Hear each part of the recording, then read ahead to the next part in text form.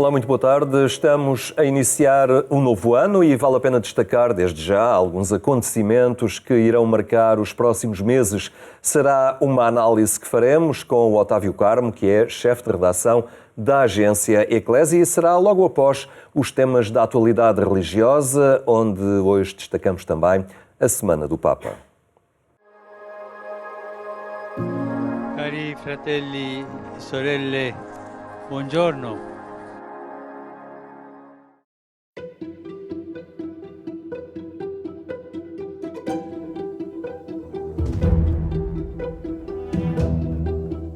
A solenidade da Epifania faz o olhar dirigir-se para o Oriente. As figuras dos Reis Magos, que tanto inspiraram a tradição popular, ajudaram o Papa a desejar que na terra onde Jesus nasceu possa hoje renascer a paz que o mundo espera. 60 anni fa, proprio in questi giorni, il Papa San Paolo VI e il Patriarca Ecumenico Atenagora si incontrarono a Gerusalemme, rompendo un muro di incomunicabilità che per secoli aveva tenuto lontani i cattolici e ortodossi. Impariamo dall'abbraccio di questi due grandi della Chiesa e andiamo avanti sulla strada dell'unità dei cristiani, pregando insieme, camminando insieme, lavorando insieme. E pensando a quello storico gesto di fraternità compiuto a Gerusalemme, preghiamo per la pace in Medio Oriente, in Palestina, in Israele, in Ucraina, in tutto il mondo. Tante vittime delle guerre, tanti morti, tanta distruzione. Preghiamo per la pace.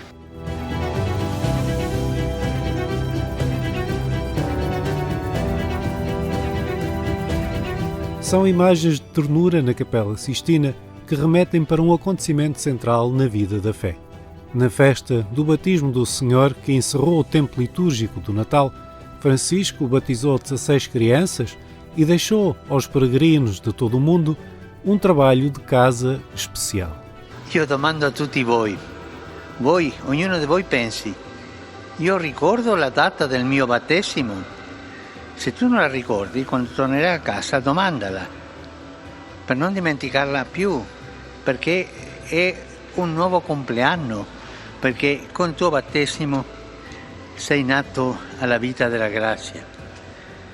Ringraziamo il Signore per il battesimo, anche ringraziamolo per i genitori che ci hanno portato al fonte, perché ci ha amministrato il sacramento, per il padrino, per la madrina, per la comunità in cui lo abbiamo ricevuto. Festeggiare il proprio battesimo è un nuovo compleanno.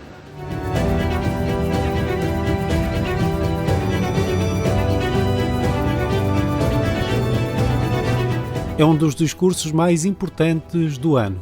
Perante diplomatas de todo o mundo, Francisco apresentou um retrato das principais preocupações da humanidade. Um quadro difícil neste início de 2024, marcado pela violência que atinge milhões de pessoas sem fim à vista. Tutti siamo rimasti scioccati dall'attacco terroristico del 7 ottobre scorso contro la popolazione in Israele, dove sono stati feriti, torturati e uccisi in maniera atroce tanti innocenti e molti sono stati presi in ostaggio. Ripeto la mia condanna per tale azione e per ogni forma di terrorismo ed estremismo. In questo modo non si risolvono le questioni tra i popoli, anzi esse diventano più difficili, causando sofferenza per tutti.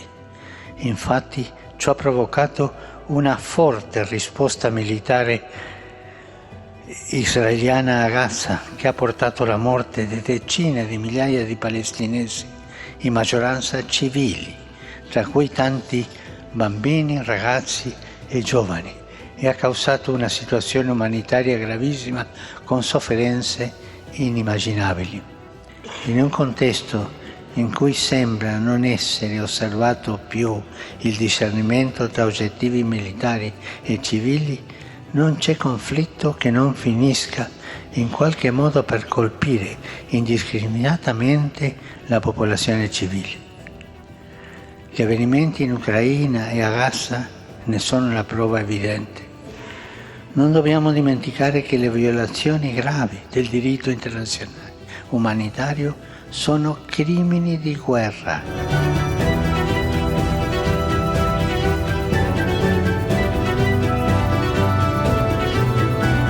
Do ano que passou, Francisco quis recordar um exemplo positivo, a experiência que se viveu em Lisboa com jovens peregrinos dos 5 continentes, num exemplo a seguir por todo o mundo. Ho ancora vivo il ricordo della Giornata Mondiale della Gioventù svoltasi in Portogallo nell'agosto scorso. Mentre ringrazio nuovamente le autorità portoghesi, civili e religiose, per l'impegno profuso nell'organizzazione, conservo nel cuore l'incontro con più di 1 milione di giovani provenienti da ogni parte del mondo pieni di entusiasmo e voglia di vivere. La loro presenza è stata un grande inno alla pace e alla testimonianza che l'unità è superiore al conflitto, che è possibile sviluppare una comunione nelle differenze. E non dimenticatevi di pregare per me. Arrivederci.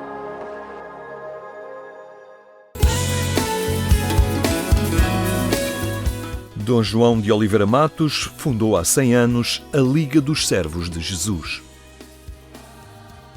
A vida e a obra do Bispo Auxiliar da Guarda, Dom João de Oliveira Matos, motiva uma exposição patente ao público no espaço Expo Eclésia, na cidade da Guarda. A ocasião é o centenário da fundação dos Servos de Jesus, uma associação pública de fiéis com grande protagonismo na Diocese da Guarda e noutras regiões do país, que nasceu da intuição deste sacerdote. O Sr. Dom João, após percorrer a Diocese a pé, ele verificou que havia almas generosas e capazes de se dedicarem e serem um fermento no meio do mundo. Reuniu um grupo, na altura de senhoras, num retiro da Legiosa, em que eram 25, e no final desse retiro, ele achou que elas eram umas almas apaixonadas por Jesus. Surgia assim uma presença organizada de igreja com expressão nos servos externos e servos internos que viviam em comunidades e que Dom João considerava como fogueiras, onde os servos externos se podiam vir aquecer. Mas todos com o mesmo ideal. É preciso que Jesus reine. Esse é o ideal da Liga. Nós, de uma maneira que o Sr. Dom João dizia que as comunidades deveriam ser as fogueiras onde estes servos externos se viessem aquecer. Os servos externos, vivendo no meio do mundo, também quer, como nós, que sejam os braços direitos e a ação social junto de cada pessoa. Nas paróquias, principalmente junto dos parcos, colaborar na catequese, no adornamento dos altares. Nomeadamente nas paróquias, junto dos párocos, a colaborar na catequese. A Liga tem também casas de acolhimento a crianças e jovens desfavorecidos. A nossa obra é de oração, apostolado, e nesse apostolado está a reparação e a intervenção social. E nessa intervenção social, posso dizer, a obra sendo fundada a 11 de fevereiro de 1924, a primeira comunidade apareceu em 3 de junho deste mesmo ano, na Casa Mãe Rochoso, aqui relativamente perto desta cidade. Aí foram 2 objetivos muito específicos. Foi a adoração ao Santíssimo Sacramento, que a Liga ainda hoje continua com a adoração. Nessa altura era 24 horas, hoje devido aos membros já estarmos um bocadinho mais, mas também isto não é só crise da Liga, mas uma crise geral da sociedade e da Igreja, não é? Como todos nós sabemos, a adoração ao Santíssimo Sacramento ainda é diurna. Irene Fonseca recorda algumas das características de Dom João Oliveira Matos que lhe chegaram por intermédio de um membro da Liga que com ele conviveu durante 16 anos. Ela dizia muitas vezes, o Senhor Dom João não queria que nós fôssemos muito reparadas nem vistas, queria que fizéssemos as coisas na humildade, na simplicidade, na discrição e seguirmos sempre a palavra do Evangelho, não faça a tua mão direita que saiba que faz a tua esquerda, ou vice-versa. E então, essa irmã que viveu comigo, que era a irmã Helena, ela dizia-me que o Senhor Dom João também lhe dizia, sempre que houvesse pessoas na sociedade que fizessem tão bem como nós, que nos retirássemos, que elas crescessem e nós desaparecêssemos. Com esta exposição pretendemos fixar o olhar no percurso de vida e no carisma de Dom João de Oliveira Matos, mostrar a importante missão eclesial e social da Liga dos Servos de Jesus e verificar a expansão da Liga dos Servos de Jesus, quer dentro da Diocese da Guarda, mas também noutras dioceses. Entre as peças expostas, algumas com significado menos evidente, o caso dos feijões pretos e brancos. Simbolizavam quando uma pessoa vinha para a Liga dos Servos de Jesus para fazer a sua caminhada, no fim de algum tempo, que achavam que ela já estava preparada, reunia-se a comunidade após um retiro ou após uma oração bastante intensiva, e distribuíam, cada pessoa tinha acesso a 2 feijões, a pretos e a brancos. Se a candidata tivesse mais feijões brancos, era sinal que estava preparada para ingressar na vida comunitária. No centenário da Fundação dos Servos de Jesus, um olhar em torno do trabalho pastoral de Dom João de Oliveira Matos, que pode ser visitado na Guarda, no espaço cultural Expo Eclésia. Já sabe que é em agência.eclésia.pt que pode acompanhar estes temas da atualidade. Agora olhamos o ano que está a começar e há alguns acontecimentos previstos para os próximos meses que vale a pena antecipar. Está connosco Otávio Carmo, vaticanista e chefe de redação da agência Eclésia. Boa tarde, Olá, Otávio. Boa tarde. Temos muitos meses pela frente, é este novo ano, 2024, e vale a pena desde já destacar alguns acontecimentos, desde logo, e até no espectro político, não é? Há esse desafio das legislativas, não é? Das eleições antecipadas, que irá desenhar politicamente o país.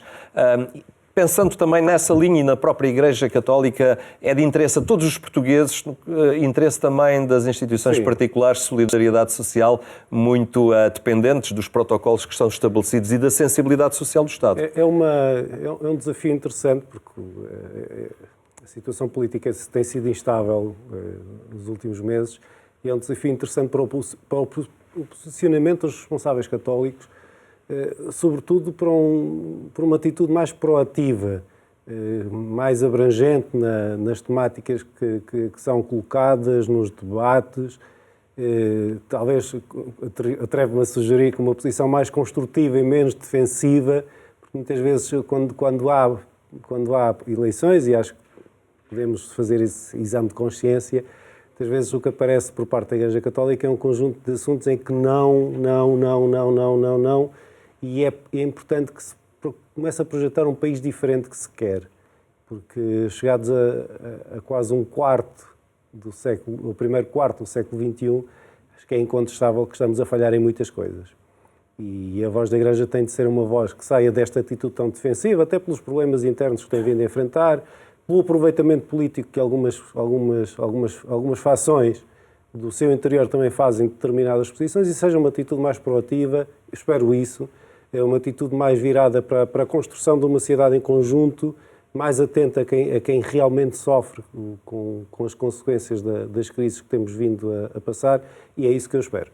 E, portanto, desse ponto de vista, tenho muito interesse em perceber qual é a reconfiguração política que vai sair daqui e qual é a atitude de relacionamento, não só em relação àquilo que tu falaste, dos protocolos que existem com as instituições sociais, que efetivamente são uma rede capilar muito importante, que a Igreja Católica enfim, quem a ela está ligada também, tem no terreno, um pouco por todo o país, mas de forma abrangente, a ideia de país. Eu acho que falta um bocado isso, falta que seja uma voz presente no debate sobre que país é que queremos. Recuando um pouco, o ano começou com o Dia Mundial da Paz e havia esse tema da inteligência artificial, é algo que vai entrando nas nossas vidas sem existir assim propriamente um acontecimento anual relacionado com o tema, acaba por ser algo que está no nosso dia-a-dia e que vai também marcando cada vez mais o cotidiano. Isso é um bom exemplo daquilo que eu espero, porque não basta alertar para riscos que existem, que são óbvios. A verdade é que a realidade está transformada. Transformou-se assim, paulatinamente, como tu também dizias. Não houve assim um momento, de repente se apertou um botão e a inteligência artificial tomou conta de tudo. Nós todos os dias vamos sendo afetados, direta ou indiretamente, por esta transformação tecnológica, que é também uma transformação antropológica. A forma como o ser humano, sobretudo no Ocidente, obviamente, olha para a realidade e é moldado por ela, transformou-se radicalmente. A forma como se fazem guerras transformou-se radicalmente. E, portanto, a reflexão do Papa e a reflexão da Igreja Católica sobre estas matérias tem de ser uma reflexão não apenas técnica, e eu acho que a mensagem ajuda nisso, mas também uma reflexão sobre o tipo de mundo que se quer construir e o lugar do humano neste mundo em transformação. Portanto, também acho que é um excelente exemplo daquilo que é possível fazer, até com a teologia, com a filosofia, com um pensamento mais virado para a dimensão antropológica, chegar ao concreto das pessoas, e acho que isso também foi um bom passo que foi dado nesse sentido. Eu comecei por estes temas, mas certamente terás também alguns temas que gostarias de sublinhar. Começamos pela parte política, porque é um ano importante também para a Conferência Episcopal Portuguesa, porque em maio tem uma visita ad limina, tem aquele célebre encontro com o Papa e com as instituições da Curia Romana, que não são propriamente uma prestação de contas, é um encontro de reflexão conjunta, mas do qual é preciso levar um estado da situação, qual foi o posicionamento, qual foi a atividade da Conferência Episcopal nos últimos anos e receber da parte do Papa e das instituições da Cúria um conjunto de indicações para aquilo que pode ser melhorado e para aquilo que deve ser o projeto da Igreja Católica em Portugal. Até porque levam com eles essa pesada herança da Jornada Mundial da Juventude. E não só, todos estes últimos meses marcados também pelo esforço, mas, enfim, pela crise, há que chamá-la pelo nome, dos casos de abusos sexuais menores e pelo trabalho que está a ser feito, é preciso fazer uma avaliação. É a primeira vez depois da saída dos relatórios, tanto da Comissão Independente como do Grupo Vita, que há um encontro conjunto de todos os bispos com o Papa e, portanto, acredito que esse vai ser um tema muito, muito em cima da mesa, muito importante. O pós-JMJ é outro tema fundamental, mas não só. Há uma mudança também quase invisível no panorama da Igreja Católica, porque muitos bispos diocesanos atingiram os 75 anos e foram sendo substituídos. Portanto, aquilo que está agora a começar em muitas dioceses é um novo ciclo, e é bom que esse ciclo seja debatido com o Papa Francisco. Temos também um sínodo, esse é outro assunto, e que posso já lançar, e é preciso perceber como é que esta dinâmica nacional se vai encaixando e vai contribuindo, porque isso também é importante para a dinâmica global. No Sínodo há trabalho a fazer a nível das comunidades, ele depois será relançado, digamos assim, nessa segunda fase, no final, em outubro de 2024, mas até lá há trabalho nas comunidades a fazer. Há trabalho e depressa, não é? Porque a Conferência Episcopal, por exemplo, pediu que as equipas sinodais entreguem uma primeira reflexão até o final de março. A primeira questão que eu gostaria de ficar devidamente esclarecida é que todas as equipas sinodais de todas as dioceses continuem a trabalhar. Espero que todas tenham sido convocadas e todas estejam com a mão na massa, enfim, numa expressão um pouco mais proverbial, até porque o próprio Papa e a sua equipa não estão à espera de outubro de 2024 para começar a lançar novos projetos, digamos assim, ou novas dinâmicas nascidas do processo sinodal. O processo sinodal já vem de 2021, com aquela enorme consulta global, e a primeira sessão sobretudo, foi um momento de recolha de toda esta reflexão, que passou depois pela etapa diocesana e continental, e de projeção de prioridades. E o Papa Francisco e a sua equipa já estão a pegar em determinadas questões que foram ali abordadas e a dar passos possíveis. E esses passos possíveis são também necessários nas dioceses, são necessários nas comunidades paroquiais. Não é preciso esperar por um documento de 2024 que depois vai ser aplicado em 2025 para começar a dar estes passos de transformação e de mudança numa renovação que é desejada e que é desejável. Aliás, mesmo não saindo esse documento final do Sínodo, muitas comunidades têm a sua própria síntese, não é? De reflexão sinodal e é um ótimo instrumento de trabalho pastoral. Aliás, para mim foi muito significativo que as indicações da Santa Sé sobre esta nova fase, que é uma fase intermédia, tenham dado liberdade às comunidades, tenham dito, tem um conjunto que é muito amplo, em 20 secções, de todas elas carregadas de perguntas, tem um conjunto de perguntas. E aquilo que vos pedimos é, olhem para elas e vejam onde é que o vosso testemunho e a vossa experiência concreta podem contribuir mais para a reflexão global. Isto é muito interessante. Porquê? Porque, efetivamente, aquilo que cada comunidade pode viver mais de perto e tem, vamos falar também pela positiva, tem experiências interessantes que pode querer partilhar com o resto do mundo sobre questões do acolhimento de pessoas, da falta de clero, como é que se superam essas limitações, que soluções é que se encontram na liderança da comunidade e na participação conjunta dos leigos na definição de propostas e de rumos a seguir. Se há experiências positivas, é bom que elas sejam partilhadas e dizer, da nossa experiência é importante valorizar este assunto, uma maior participação feminina, uma visão conjunta, tudo. E isso é possível desde já, efetivamente, e depois é importante que aquilo que aconteceu, como dizes bem, desde 2021 a 2023, antes da primeira sessão, muitas vezes a reflexão era muito centrada na realidade local. Naturalmente, é aquilo que as pessoas vivem. E esse documento não pode ir para o lixo. Se houve uma reflexão sobre o que é necessário alterar ou aprofundar na vida de cada comunidade, é uma oportunidade única, diria, para fazer essa transformação agora. Não temos mais tempo, há muitos acontecimentos, haveria, não é? Que seja um ano interessante. Perspectivar o ano, mas certamente e será mais interessante também se contribuirmos nós, cada um de nós, para que ele assim seja. Obrigado por este apoio. Ficamos por aqui, agradecemos a sua atenção, marcamos desde já um novo encontro para amanhã, à mesma hora. Tenha uma boa tarde, até amanhã, se Deus quiser.